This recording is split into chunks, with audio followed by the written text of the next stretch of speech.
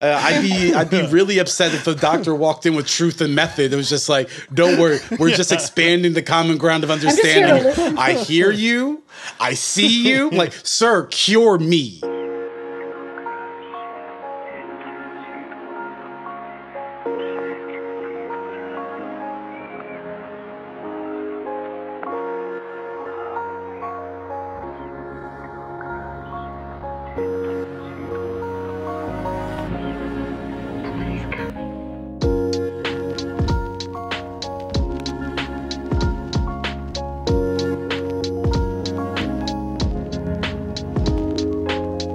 Hello, this is What's Left of Philosophy. I'm Will. Here with me today is Owen. Hey, Will. And Lillian. Hi. So, today's episode is not like the others we have done in the past, insofar as this episode is actually going to be part one of two that we are doing on hermeneutics and utopia.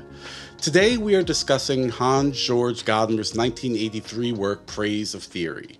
The next episode, which will be available for our patrons, will focus on the work of Ernst Bloch. These two episodes are meant to be listened to together. So if you would like to hear part two, we encourage you to go to leftofphilosophy.com and click the support button. Before beginning our discussion, I would like to say a little bit about the rationale for pairing Gadamer and Bloch together, as well as give a brief overview of some of Gadamer's ideas from his most famous text, Truth and Method. Gadamer and Bloch, it seems to me, have similar outlooks insofar as they both contest the idea that truth can be reduced to the methods and epistemological protocols of the natural or hard sciences. Gadamer, in Truth and Method and Praise of Theory, insists that the human sciences should seek to understand ourselves as finite historical creatures that can never attain a God's eye view of reality.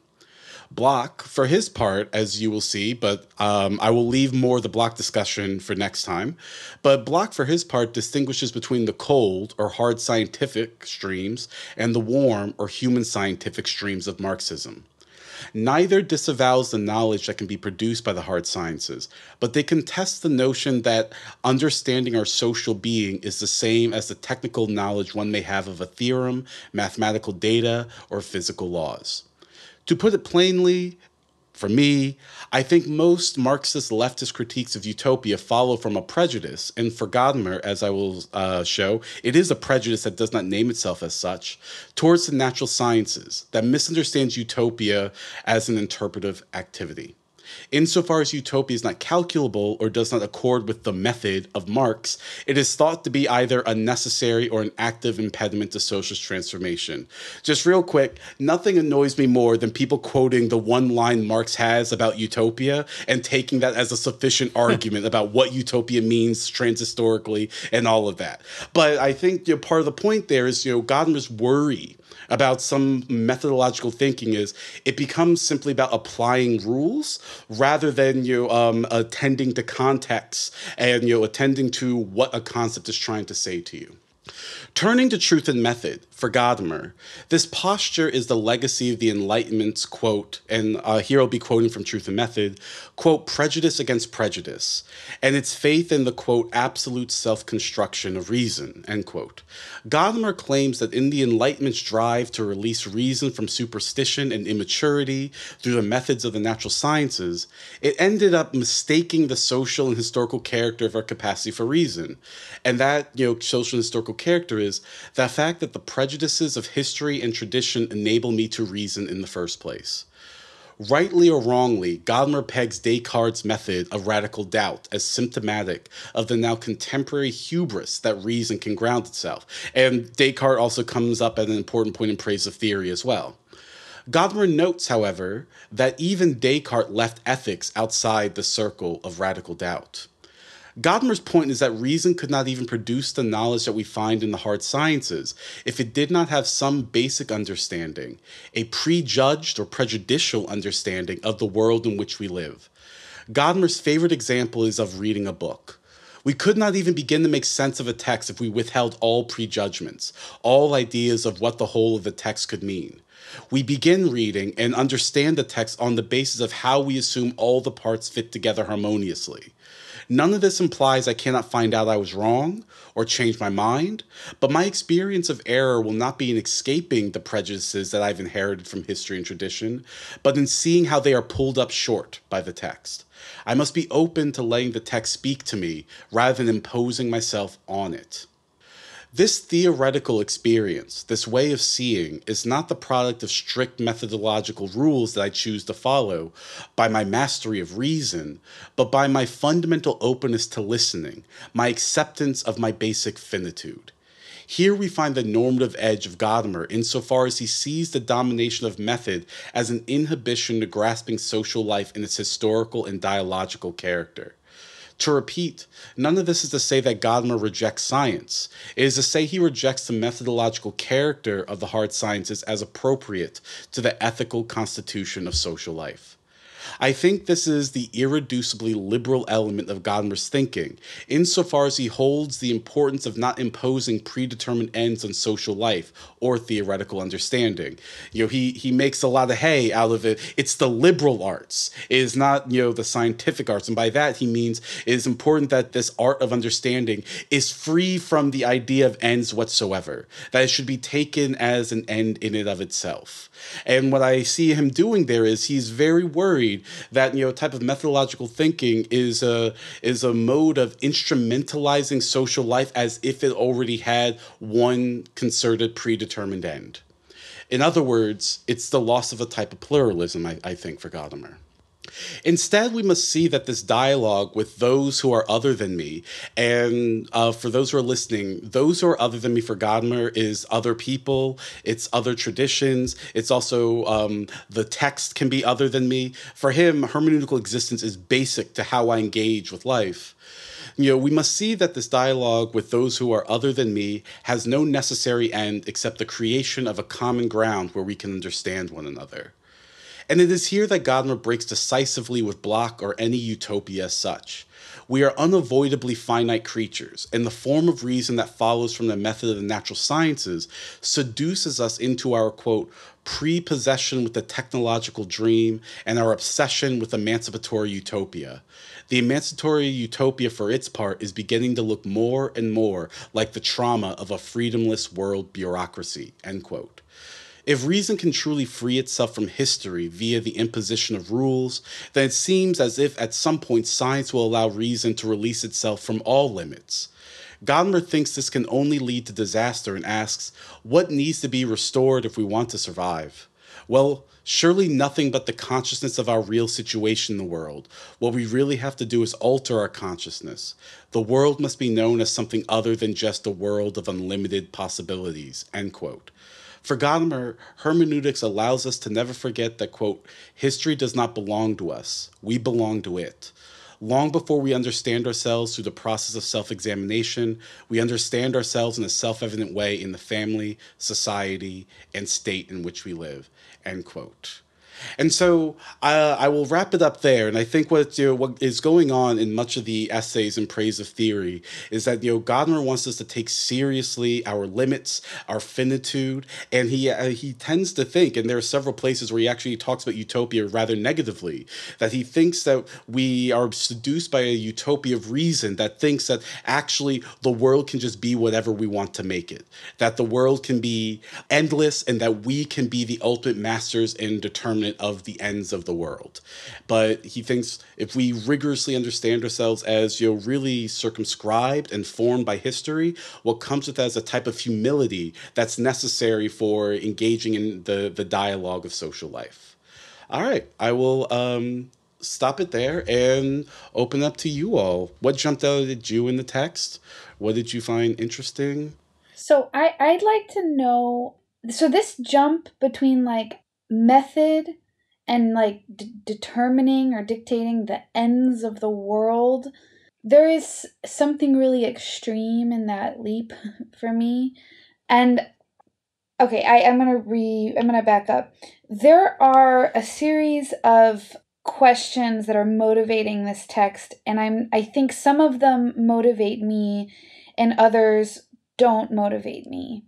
So the things that motivate me might be the question of pluralism, the things that don't motivate me are like this. Again, I feel like I'm a broken record. I'm really sorry to our audience. But like this kind of like Cold War way of being like, oh no, the bureaucracy's coming to get us and we're engineering social reality to fit predetermined ends.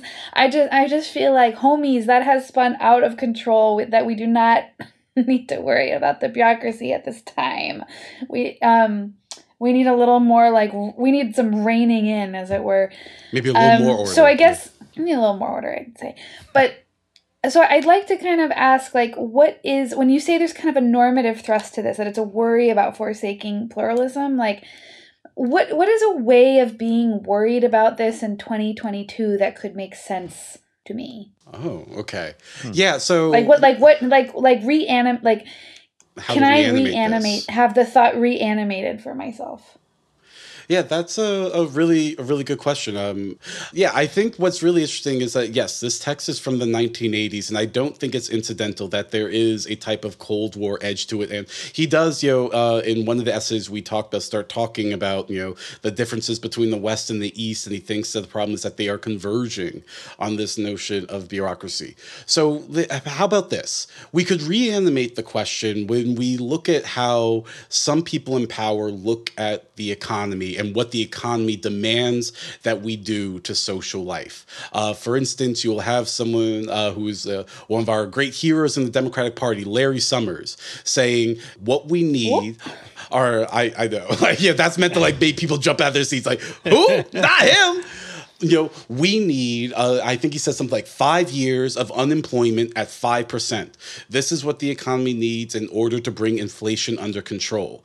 And this is in no way, shape, or form concerned with the pluralism of values of what millions and millions of people might need. Instead, it's this idea that there's this, abstract object called the economy. And, here is the one method, and apparently supposed to be uncontestable, of what needs to be done to social life. And so someone like Gadamer would say, how is it that life became so available and vulnerable to being dictated by these so-called hard economic laws that we must submit ourselves to, that seem to offer themselves as non-prejudicial, as simply, strictly speaking, not a product of some historical value, but, are dictated by the cool calculation of reason. So off the top of my head, that's the example I would go with. Yeah, I think that's a good example, because I think you can, one way to, because that stood out to me as well, Lillian, but I think one way to maybe save it is to say that what he's talking about is bureaucracy, and his worry about bureaucracy is a worry about like this one subspecies of reason and our rational capacities that come to dominate the whole sphere of rational human activity, right? And so it's something like technical reason or something, he goes back to Aristotle, right? He distinguishes between theoria, just like pure thinking that is liberated from having to worry about the function or the purpose of the results of that thinking. And on the other extreme, you have like art, like the actual technical, the creation of things, the making of stuff. And in the middle, we should have something like praxis, like our actual practical action on the basis of practical wisdom and reflection on the ends for which we do create things, the purpose or the function of those creations. And so what we get is just like, a kind of technical reason that does away with that middle point of reflection of like, why are we doing any of this? We've talked about this a number of times on this show, like the constraint that is put upon us collectively to ever be able to genuinely ask, like, why the hell are we doing all of this? Like, I know that as we explored with Lukács, there's like hyper rationality within a limited sphere, but then this other rational questioning and deliberation about the shape of our social totality, that's unavailable because that's already taken care of by technical reasons. So, I think maybe if you see bureaucracy as like a subspecies of, you could put the market in there as well. It's like a force of some set of immutable laws that we are expected to obey in our practical social lives, but that we're never actually able to subject to questioning. I mean, just look at, like, to give a concrete example of this recently, like, look at how the markets are taking down Liz Truss. Her premiership is probably coming to an end because of a set of like constraints by the market. And then like on the one hand, you know, we hate the Tories, and so it's fun to like celebrate that that her premiership is being destroyed by these so-called objective forces, market forces. But like, it kind of stings also because it reminds us that we don't have, like, let's say we had a socialist agenda that we were trying to push through, and all of this same stuff would be happening. Oh, the markets are not responding favorably, and then we'd be constrained back into our like, you know, little sphere in which we're allowed to maneuver. I don't know. Maybe I'm getting a little bit away from the original question, but yeah. No, I mean, I think, you know, just to build off that a little bit, I mean, what's kind of funny is, you know, I think it was maybe Liam on Twitter. He's like, so are we going to get a general election now? And, you know, when you're looking at what's happening with the markets and Liz Truss, the market's already having their general election, and they are voting against Liz. But, you know, to be more concrete, though, especially with something like, you know, the reason why I brought the Larry Summers example is what's not made available is, you know, the idea that Larry Summers is interpreting the object of the economy as if it has some sort of end that is unquestionable. You know, as if it's not available for us to understand that, you know, our understanding that this thing called the economy has this particular end is not something natural. It's not something ahistorical. It is, you know, descended from a type of prejudices that I imagine Larry Summers in his social context has, that, you know, he is imposing as if they came from, you know, the absolute, you know, what Gadamer calls the absolute self-construction of reason.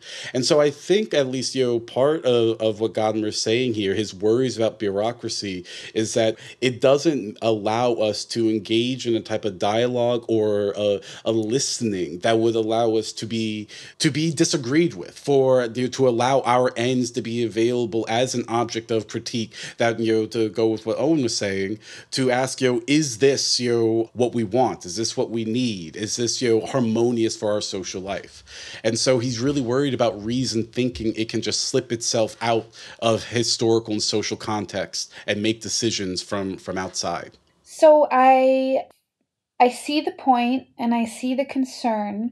What I'd kind of like to know is what is distinctively being offered by Gadamer as a response to this. So like something you said that I hadn't thought of when I was reading it, that there's this irreducibly liberal part to Gadamer, this kind of infinite openness. And maybe I've just been like talking to people who are interested in deliberative democracy recently, but like there is this way that philosophers try to say, okay, yeah, we can't impose ends on people. We can't impose the good life. Let's like give up on that and be infinitely open. Not necessarily in the hermeneutic sense, but like politically, we're going to have all these procedures, but the procedures are going to like facilitate deliberation, and whatever is reasonable is going to be what comes out of our openness. And this does seem to be, I think, irreducibly liberal insofar as like that openness still doesn't get me questioning the things that you want to question. Like when you're in a liberal context and you're all just deliberating and it's like I am just being reasonable and I am open and the text can speak to me. I'm not sure like what the grounds are for being like, hold on, this openness is being shaped and constrained by something that I can't quite deliberate about in the open, which seems to be like what we are dealing with in capitalist democracies. So in a way, like I worry that like openness can like run cover for a closed system that is open relative to certain values and certain things. And like, I actually think he seemed pretty critical of like the capitalist economic system. Like I was actually surprised given what I remember from Truth and Method in grad school, which is the last time I read Gadamer. I was actually a little bit surprised that he's a bit more critical than that. I just wonder, like, I don't know, thoughts, like what's the basis for being critical? Like what, are there deeper normative commitments than like openness is kind of like good in itself? Yeah, my best guess, that's a really good point. So Gadamer, there is a way of reading, especially praise of theory. Gadamer is deeply worried about the effects of capitalist constraints, the effects of having ends imposed upon one. But I think he also understands capitalism as irreducibly instrumental and alienating or isolating. That was one of the last essays that we read. I think the deeper source of value, it goes back to what Owen was talking about with what is it, phronesis, practical knowledge.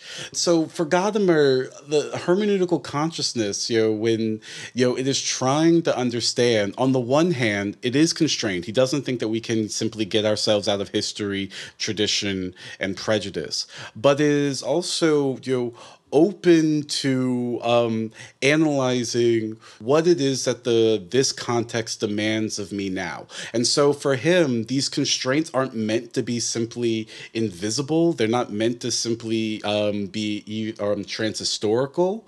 For him, the normative value, he talks about the beautiful, that he thinks that this practical activity is it's geared towards realizing some type of harmony. Some type of harmony that I can understand myself through, but I understand as not having an end towards something else, say an end towards surplus value, but is an end in and of itself.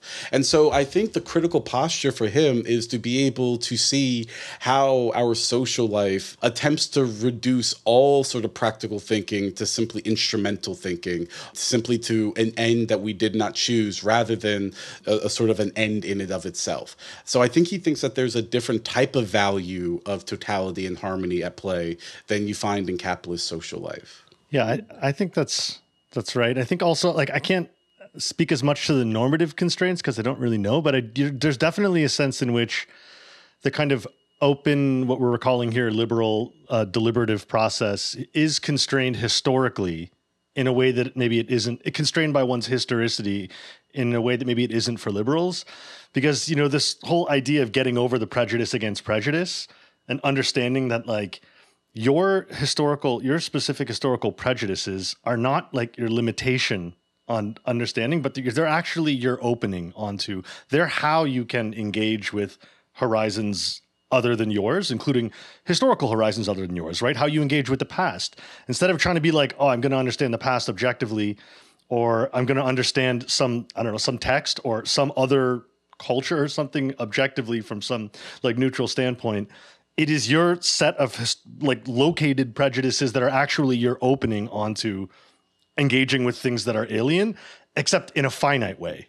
You know what I mean? You'll never be able to like master that alienness. And so, like, I guess if you think about it, like, if you think about it in politics, the idea would be that you can't just like create political projects in your brain or with a few friends or something, but then, you know what I mean? That you start from a set of like cultural and communal constraints, ways of understanding and valuing, and that it's on the basis of those and the alteration of, you don't leave them the same, obviously, they don't have to go unquestioned, but you have to like start from that self-evident world that you share with other people and then expand that, like bend that, alter that, I guess. I don't know. Does that make sense? Like, yeah, but I think, to build on that real quick, I think also it's now clear to me the stakes of the question. And, my interest isn't like trying to say, Gadamer's like a crypto Marxist or something like that. I actually think by the end of this 2-part series, it'll become quite clear why he's not, but that doesn't mean that he's not really interesting to read.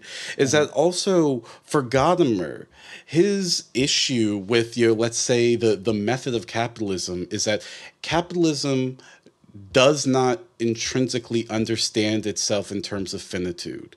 It understands itself as always overcoming its own limits. It understands itself even in its kind of death drive as actualizing even what is impossible. The idea of expanding infinitely, that there should not be places that capital cannot go. But for Gadamer, especially what you were talking about there, Owen, and we haven't done an episode on Habermas yet, so I don't want to say too much, but Habermas is worried that there is, a kind of intrinsic conservatism to Habermas, or not to Gadamer. Insofar as for Gadamer, this activity of hermeneutics is actually about, confronting that not everything is possible. It is about, confronting that I can, only engage with other cultures, other forms of social life in terms of, the enabling prejudice I bring to bear. But that doesn't mean that at some point, everything I desire it will be available to me. That also does not mean that at some point I will not be constrained by, the history that I've inherited. And so to say this rather quickly, I think for Gadamer, it's really important that we understand our limits and what he sees as the problem of bureaucracy or a type of method of the hard sciences, run amok is, the infinite overcoming of limits. The idea that finitude is what should be moved beyond rather than a very condition of what this earthly human social life is. I'll say polemically in order to, to provoke other people listening. Fair or unfair, obviously I think it's rather unfair, a critique of Marxism or the productivism of Marxism is that communism promises a life of unbounded plenty. That the dream of Marxism is an idea that at some point technology will get to a place where we won't have to deal with these, these limits, this scarcity that capitalism imposes upon us. And some people will say that is a disavowal or an escape from humanity. And I think Habermas would be somebody who holds that type of position. Okay, so how do you know what your limits are without a method? Okay, so if you are a worker in the US and labor laws are very difficult. They are very hostile to you. It is very difficult for you to win a union. You have to win an election. It has to be approved through a board. Then you have to force your boss to the bargaining table. It's a mess. Okay, so you have to ask yourself, what is it that I can do to shift this? Like, there are limits here. They're clear. But one interpretation of these limits might be that you don't organize a union and you organize some other representative body that doesn't bargain for wages and shit. It's more like an association, political, like an association, a works council, like something that isn't really about the money. It's about like having a voice. Like there's a way you could democratize the workplace without doing what unions do, and it wouldn't be worthless. And what is it without a method for like understanding where some end, like where you want to go, what is going to expand freedom right now for me and my coworkers? What is it that like is going to tell you what the appropriate way to think about your limits are? Because there are limits, but there's a perspective with which you can perceive limits. And that's like I take what we're debating about. So like that's kind of the basis to have something like normative principles, to debate with people about what your goals are, and then some of your activity is going to conform to those ends. Otherwise, the openness is intrinsically conservative. I mean, maybe I'm just saying that provocatively, but I feel like it could be. And so I'm wondering about this like domination of method thing, because I'm not sure what makes the openness constructive without method. Yeah, I think another way to ask the question is, so it can seem as if, Gadamer's suspicion of method is okay, all right, you want to constrain the natural or the hard sciences to this particular sphere. And to reiterate, Gadamer does not want to throw out the natural or hard sciences. He thinks that, they are a very important element of social life. What he does want to say, one could say is, so this thing that you're calling hermeneutics or hermeneutical consciousness, is just freewheeling? Does it just, operate however or whenever? And he does not want to end up in that position. So how can he do this? How can he get at whatever he thinks truth is without some sort of method that, kind of frames the end that you want to get to? So I think to answer this question, I think for him, what constrains it as an activity is, he's going to focus on the importance of experience, the importance of not only being able to experiment, but also to be affected by and vulnerable by what is other than me. when I think about it, what you're asking, Lillian, I think what I'd have to say is I don't think Gadamer has a satisfying answer for you, because I think for him, the value is on something like dialogue. And so, sure, perhaps wages can be a form of dialogue between me and the person paying me. But I think what he is interested in, it's very strange. I guess money talks, sure. But I think for him, he is talking about a type of ethic of how we live with one another. And that means that something like an association where I develop a voice with other people, I think, for Gadamer, that would be incredibly important, and there wouldn't be a reason why he would say you shouldn't do that instead of militating for higher wages. I think his critique of sort of labor exploitation is downstream from how it interrupts and frustrates the experience of dialogue. It creates conditions of isolation. It reduces the human being to something calculable, to a thing that you don't have to listen to or learn from. I'm drawing from Truth and Method here, where he thinks that there are three ways of engaging with someone ethically, and I'll just say this really quickly. The first way that he thinks is the absolute wrong way, is to try to reduce the human person to something absolutely predictable, calculable, to something that's simply a product of nature. The next way, and I think people in relationships can kind of harmonize with this, is trying to know your partner better than they know themselves, so you can already guess what they're going to say to you even before they say it. In other words, you are open to the other person, but you're not really trying to listen to them in the new contexts that come up. You're simply just trying to get out ahead of them, and kind of completely reduce them to your own understanding. The third way that he thinks is most appropriate is being willing to encounter that person anew each time.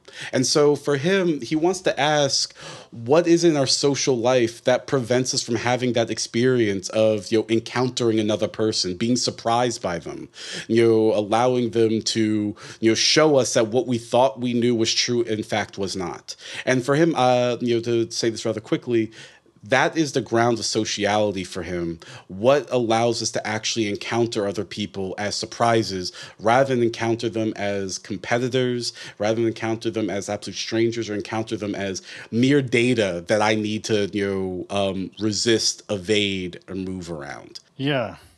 He says at one point that, so I think that he would think of, when he just, this example you're giving, Lillian, as an instance of politics, which he says deals fundamentally with power. And he says at one point that politics involves an obsession with ends. That's what it is. It is a kind of, in that way, almost maybe the application of method in a certain way is appropriate when it comes to politics. It is obsessed with finding the means to achieve a certain end. And he says, true. I am thus so obsessed. Yeah, and he's so obsessed with making. I can't leave ends alone. I fucking love ends. Yeah, I want to get to the end of this. Come on. And then theory is liberation from ends, not having to be not only not obsessed with ends, you're not beholden to ends or to, let alone the means to achieving them.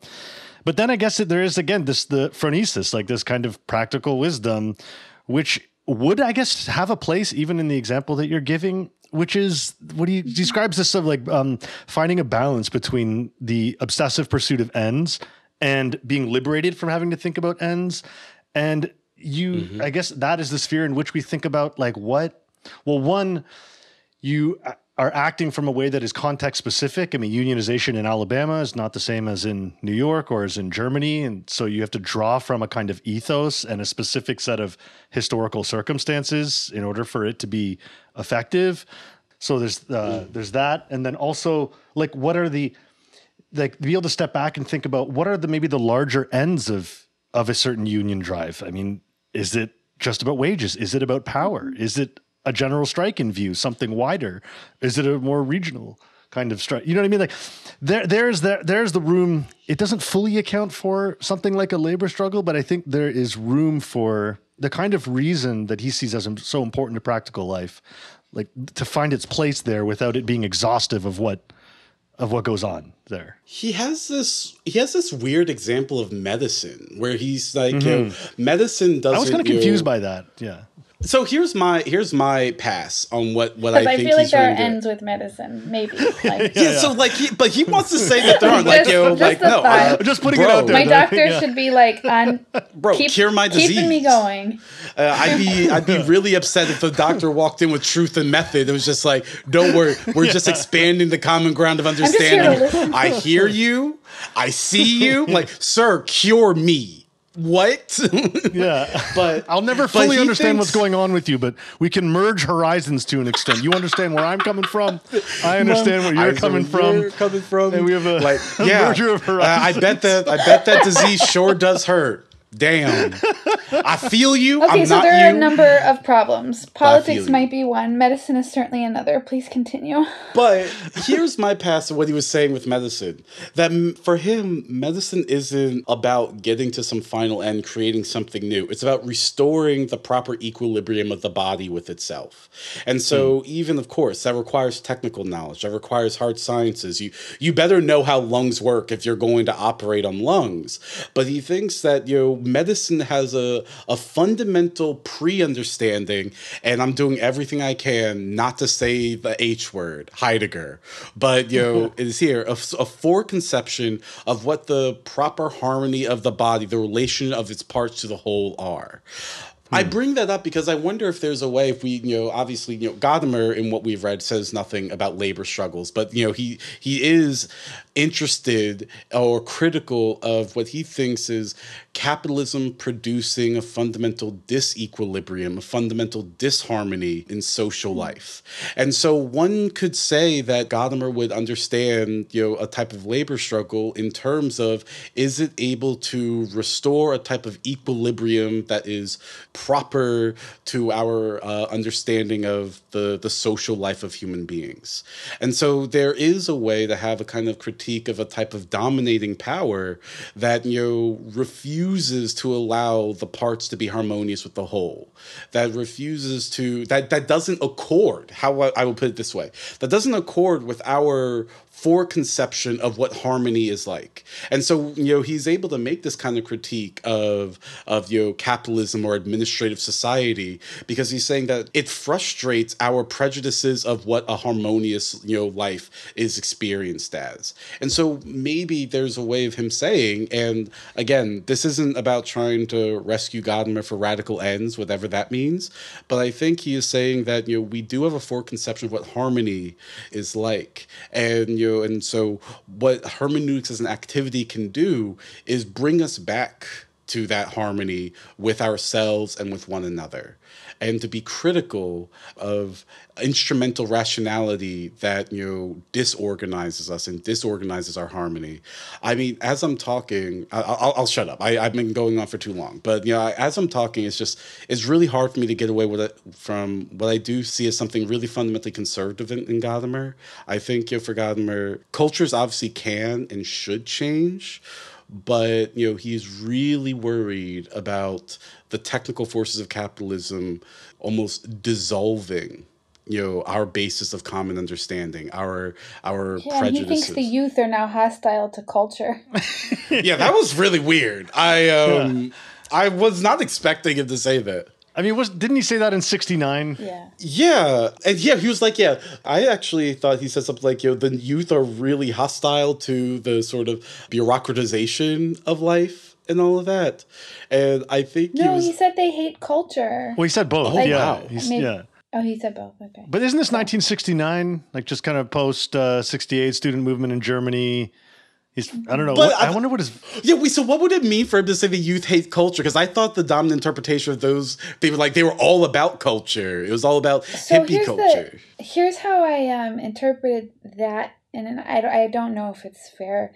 Like, I think that's where, like, the conservative bit really got me, because I'm like, so what culture are they hostile to?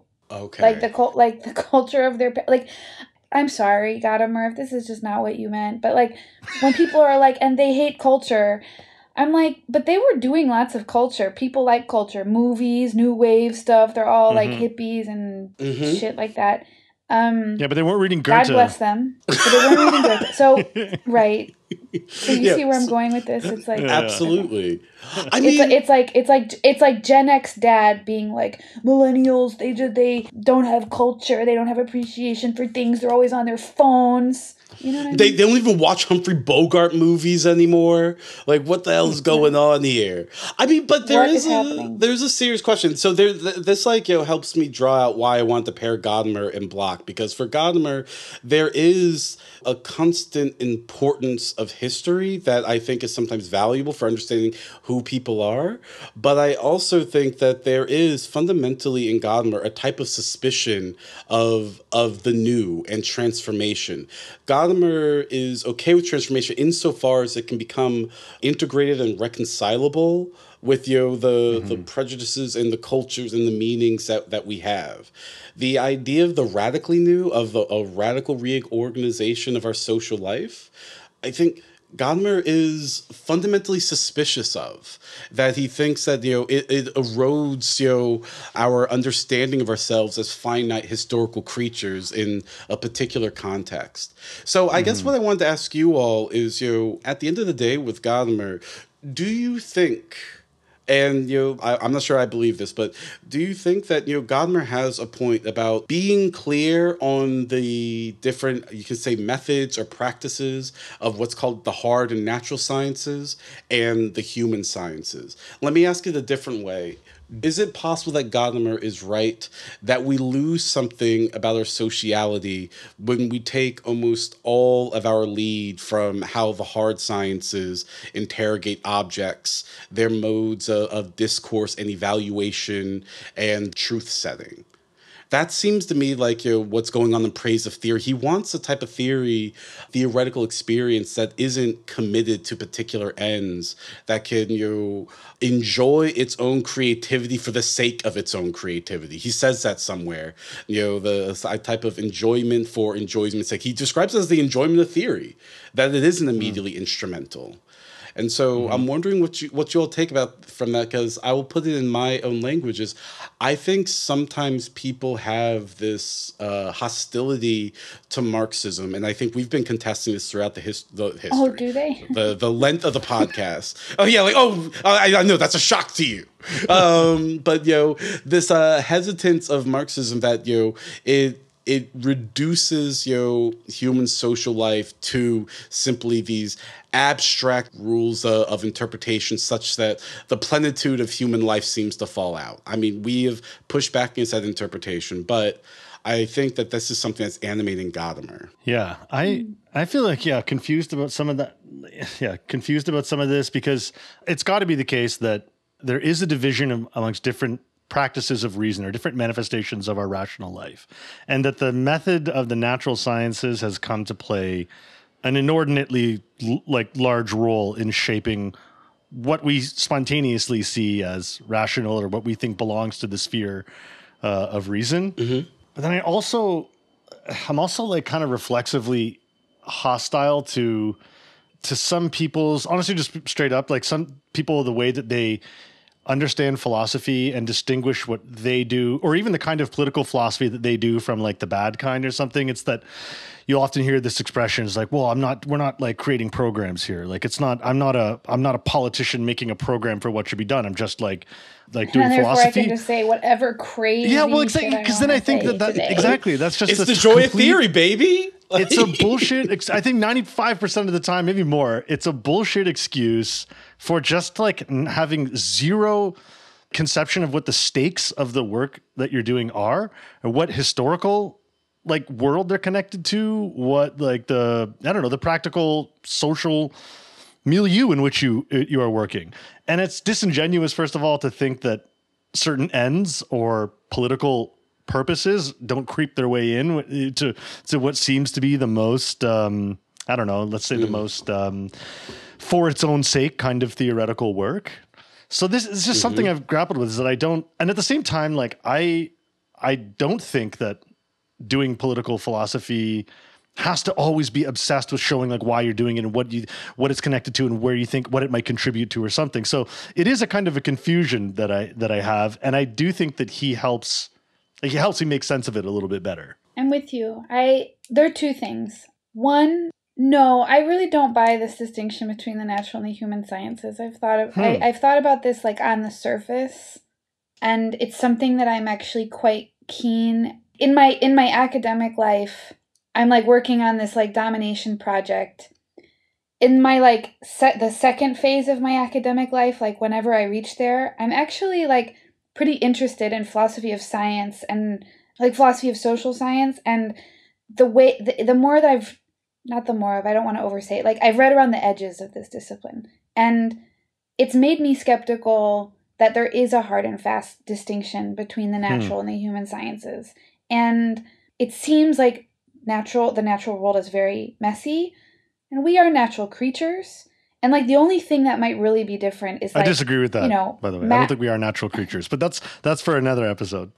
But like in the sense that like what seems to distinguish hard and soft sciences is like, if you think hard sciences are like math, then okay, but they're not. Like the natural world is not that kind of object, and nor are we. That's what I mean. So we're not like anti-natural, but like I do think that like, so I think that that's part of what I don't totally buy about this. Is so like when we're talking about method, it's like if you can use methods to understand anything in the natural world, and I'm just not very experienced with this. I just need more convincing that you can't use methods to also understand ourselves in the human world. So that's like the one thing I have to say, which is a very like insecure point that I don't know if I really want to defend. It's just a skepticism that I have.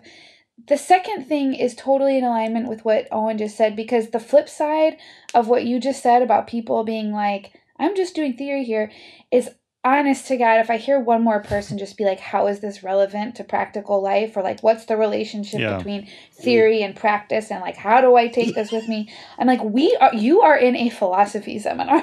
Like, I just... Sir. Like, actually, it's around. We are sir. We just read the essence chapter of the Science of Logic. I mean, how is this communist revolution like? It's not. I don't see what.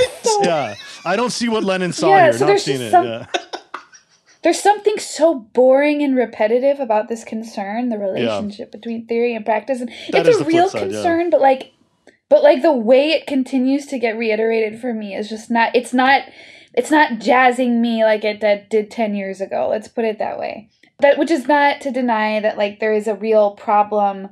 Like what you're saying is more along the lines of how I think about it. Like, what are the stakes? What kind of world are you living in right now? What are the problems? I'd say like, what method are you using to like collect these problems for yourself, and how is it orienting your thinking, and whether or not it's useful practically is probably going to be downstream of commitments in that way. So in a way, yes, I do think theory, like I do think there's a place for what Gadamer is saying, and Adorno, like we can do theory, you know, it's not, let's not like make it silly by being like. Yeah, you're right. I see what you're saying. Yeah, there might be a caricature that Gadamer and Adorno share sometimes, which is like lumping hard sciences into just like what they call subsumptive, or what Adorno calls like subsumptive, where you just take all the particulars and you just squeeze them into like pre-established methodological frameworks, and thereby like end up just dominating nature, right? That's part of the Adornian critique, is the approach of conceptual. I mean, it comes up here in Gadamer as well. He talks about, you know, it doesn't have to be about dominating what is alien, mastering what is nature. Yeah. Yeah. And I think that there is, so I think that might be, it can be true at once that is a caricature of what the hard sciences actually do. And I don't think it is a useless insight, because there are people that, I guess even maybe it's like their conception of what the hard sciences do is what's influencing their own way of approaching social theory rather than the hard sciences itself. And so for them, it's like the hard sciences are just this like vague justificatory framework in the background, but it isn't actually accurate to what goes on like in the hard sciences. And so, because there are people like, you know, when they, you know, social scientists that do economics in a way that is very much like super subsumptive. It's just like human beings are these objective like data, and like these are the like broadly probabilistically predictable ways that they'll behave under XYZ conditions, and like we can design models and whatever. I think Gadamer's critique 100% applies to that like way of doing social theory. That's just not exhaustive, I think, of what social theory is or what the relationship between science and social theory is. Yeah, so I think, to come back to, I kind of like the idea of, closing out and being fair to Gadamer and all of that.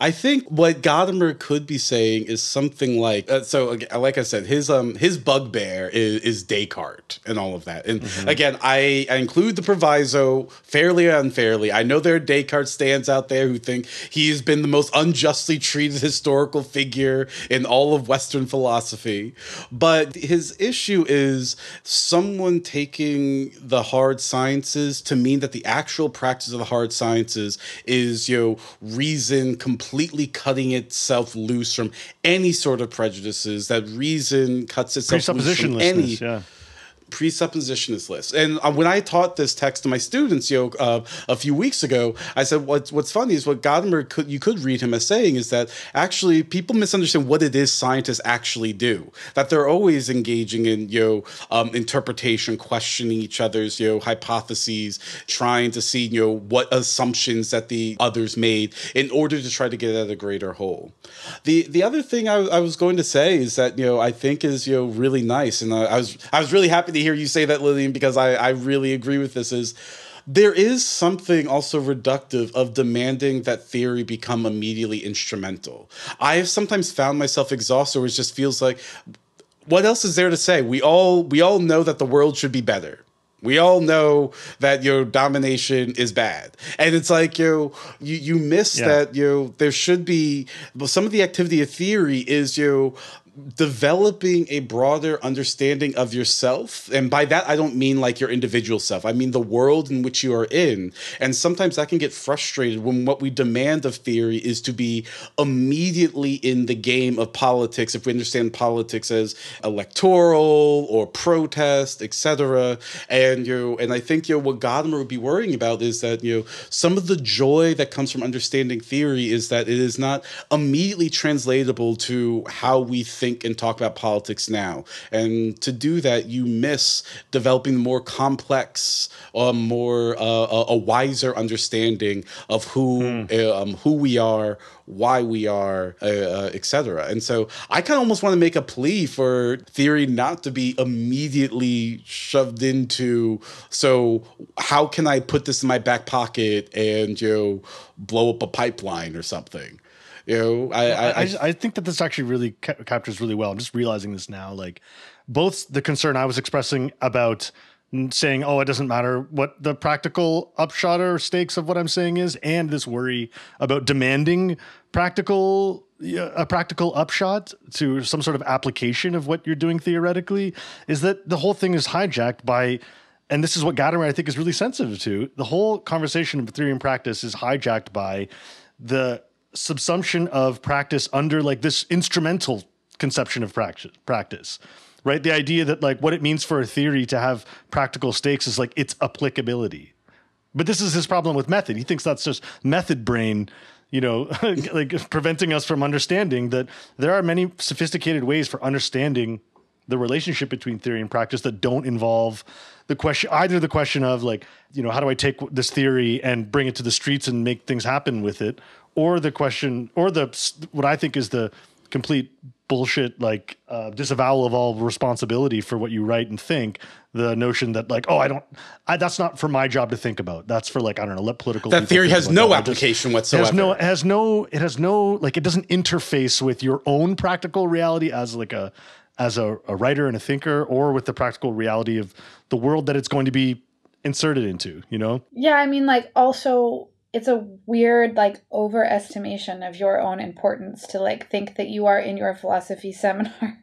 Well, both are like, we're doing revolution. Yeah. And you're, like, the constituency for, like, applying anything. I mean, like, I hope you go forth and light the world on fire, as we used to be told at Loyola. Like, yeah, nice. Like, I hope you get involved. But, like, there's something so weird about taking this context is like the moment in which you are like deciding how to use theory. Like it's not. Yeah. I don't know. There's something so out of sync with understanding oneself in the world as a part of the world in that practice to me. So when it's like, what do we do politically? It's like, well, you should have a political meeting about a topic with and people dialogue who with are them concerned and discuss that with them, because at no point in doing theory do we actually like agree on political commitments sufficiently. I mean, maybe here we do because we know each other and we have conversations like that are not just in this podcast. So like I know what motivates you guys and everything. So maybe it comes closer. But like when I'm in a seminar or a conference or a panel, I'm like, I did not learn throughout this any of those things about all of these other people. And we're just kind of talking at this much higher level of abstraction. And then you want to ask me what I'm going to do with these people? Nothing. Like, I have no idea. Yeah. Grab a drink, I guess. What? Yeah. Yeah, I think that's right, and I just want to conclude. Like what I take from God, and what I think is really nice in him is that there is still value to the theory of to the work of theory of understanding and self-understanding. But you kind of lose that value when you think that value must be immediately instrumental, rather than the practice of developing the wisdom of understanding who you are and the people that you are with. And I know that sometimes it's easy to call that useless, but I think Gadamer is really worried about setting up the terms of the conversation in that way. Yeah, I just want to say too that on that exact point, that on this like self-understanding point, that I know as much as we joke about, because we were all kind of roughly trained in continental philosophy, and although we like to trash it pretty often, Gadamer actually got me a little continental pilled again. Because there is something that annoys the crap out of me in a lot of analytic circles, not all of them, which is, I mean, you see it even in just the desire to like not even pay attention to like the history of philosophy, but not to see history as something that is essential to doing philosophy right. So like that point about starting from self-understanding, there's actually a ton of work that if you're going to do, I think, honest and rigorous work, a ton of work of self-understanding that goes into that. And I don't just mean like your personal exploring yourself. I mean communal self-understanding, understanding what your class milieu, like the class milieu that you come from, understanding and how that informs your thinking, right? Understanding all of these different historical conditions, cultural conditions that condition thinking. And listen, I know continental philosophers sometimes get just totally lost then in just thinking about everything that conditions thinking, and they never do. We are like so conditioned. They never get thoughts. You know what I mean? They never do the thinking. And that's the part that drives me crazy. That's the part that drives me crazy. Have a thought, please. Yeah, but there's like a reason that that history, the history of aesthetics, and also like material history, political history, all of these different elements of like history, aesthetic history, and all of that, like inform the way that, in the continental tradition, which Gadamer is very much a representative of, inform the way that you come at a problem, rather than being like, I'm just a big brain person who's read other like big brain people, and this is my thoughts about this thing. You know what I mean? Yeah. I mean, something that is nice about, look, I won't be too easy on the continental crowd like you, but well, yeah, no, we can go back to dragging now. That was just a little interlude of like, yeah.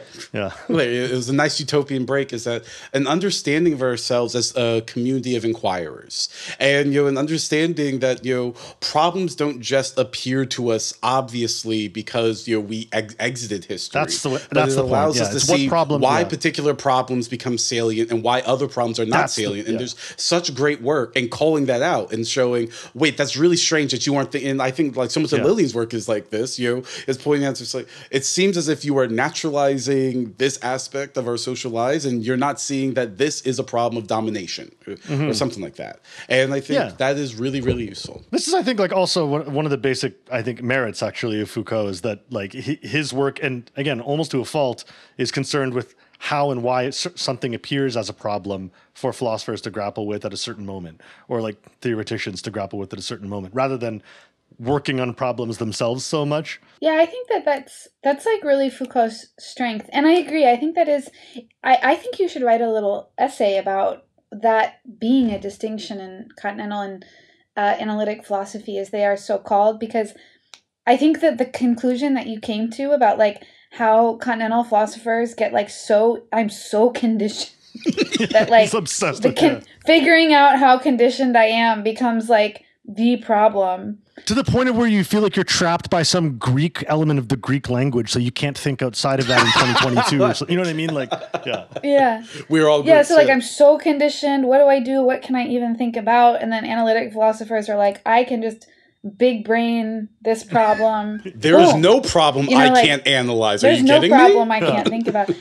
Yeah. I think this is actually the most compelling contrast in this thing that I have heard. Yeah. And I think that because it just really resonates with like the jarring experiences I have with like both crowds, like around analytic philosophers, like normative political philosophers. I'm like, okay, I'm trying to explain to you how capitalism like moves and like how the world you're building, the ideals you're building are like not loving it, or like it's kind of hard for them. Mm-hmm. Yeah. Okay, like I'm trying to kind of like convince you that that's a problem, and it's kind of hard to convince people of that like historical change isn't just like a thing you have to accommodate. It's like a thing that should change the way you think about norms and ideals and so on. 100%.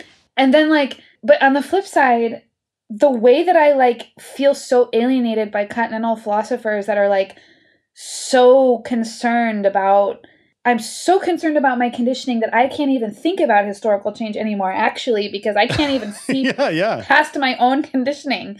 Mm-hmm. It's like so inhibiting and like extremely, I think both tendencies are like not always politically conservative, but just like really disciplinary on like what we are allowed to, like in itself, those become constraints anyway. I just like blew that up. That was great. Well, that does it for us today. New episodes of What's Left of Philosophy come out every 2 weeks wherever you get your podcasts. Also, check us out on YouTube for videos and live streams. Before closing out today, I want to remind you that this is part 1 of our conversation Hermeneutics and Utopia. Next episode will be an episode for our patrons on Ernst Bloch, and we are going to be reading sections of Principle of Hope. And hopefully what I'll try to get us to discuss is how utopian hermeneutics actually differs from the type of hermeneutics that's really grounded in history and tradition that Gadamer offers. In other words, what is a hermeneutics of the future that we can analyze and understand as constitutive of ourselves?